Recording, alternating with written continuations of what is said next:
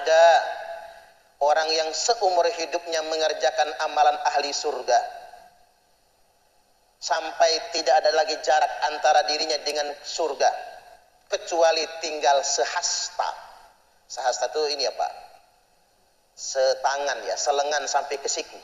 Tapi sejengkal lagi dia mau masuk surga, sayang kata Nabi, dia kerjakan amalan ahli neraka, akhirnya dia masuk neraka.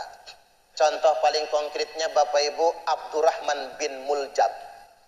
Abdurrahman bin Muljam itu hafal Quran 30 juz, jidatnya sampai kapalan saking rajinnya sujud, tidak pernah berbuat maksiat, sholat tahajud tiap malam sudah kayak wajib, hatam Al-Quran paling telat seminggu sekali, hatam Quran di dalam sholat, dan sholat berjamaah tidak pernah tinggal.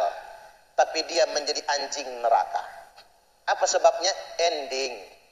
Karena terakhir dia membunuh Khalifah Ali bin Abi Thalib pas lagi ngimami sholat subuh, dengan alasan karena dia sudah sangat soleh banget, yang beda sama dia itu kafir, maka dibunuh pada tanggal 7 Ramadan.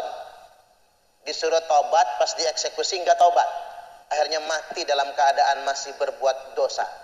Tidak ada yang menyangka seorang laki-laki muslim, salih, bahkan hufaz alias penghafal Al-Quran dan motivator bagi muslim lainnya untuk menghafal Al-Quran, ternyata seorang yang tega memenggal kepala salah satu khulafaur rasyidin, sahabat Nabi besar Muhammad SAW, bahkan suami dari seorang putri Rasulullah, Ali bin Abi Thalib. Tidak hanya itu, peristiwa tragis yang benar-benar melukai umat Islam itu terjadi di bulan suci, persis di hari ke-7 di bulan Ramadan. Pada bulan itu, hidup dan perjuangan sahabat Ali karamallahu wajhah itu harus berakhir oleh seorang muslim taat yang meyakini kalau perbuatannya adalah jihad di jalan Allah, Abdurrahman bin Muljam al-Muradi. Seraya meneriakkan kata, "Hukum itu milik Allah, wahai Ali, bukan milikmu dan para sahabatmu."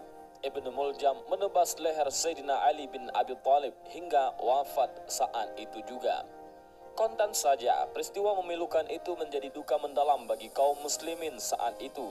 Siapa yang tidak sedih, nyawa sahabat pilihan yang telah dijamin oleh Rasulullah SAW menjadi penghuni surga itu hilang di tangan seorang saudara sesama muslim.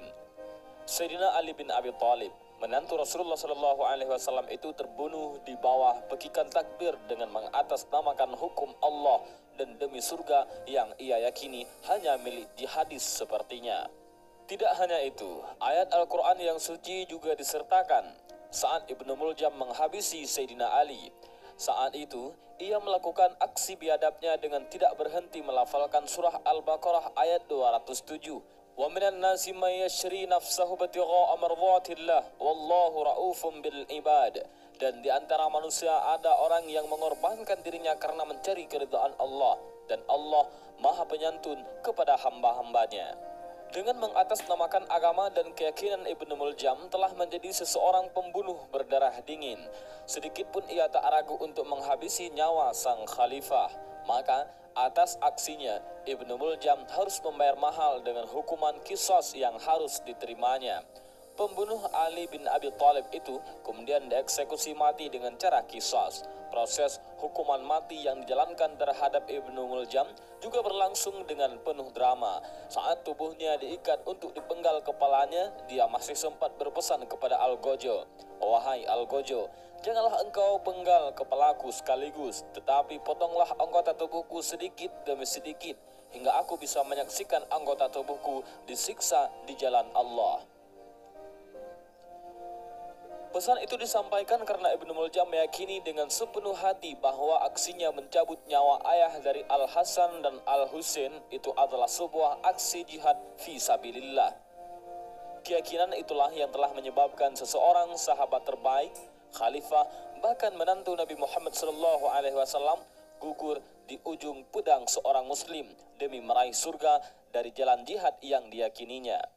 Kisah terbunuhnya Sayyidina Ali bin Abi Thalib di tangan seorang muslim yang taat, soleh, istiqamah, puasa Senin Kamis, Bahkan seorang hufaz menyadarkan tentang kebenaran hadis Rasulullah Shallallahu Alaihi Wasallam, yaitu akan keluar dari umat ini.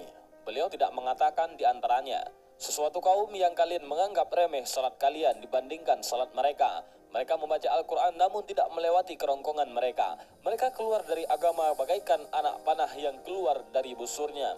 Hadis riwayat Bukhari.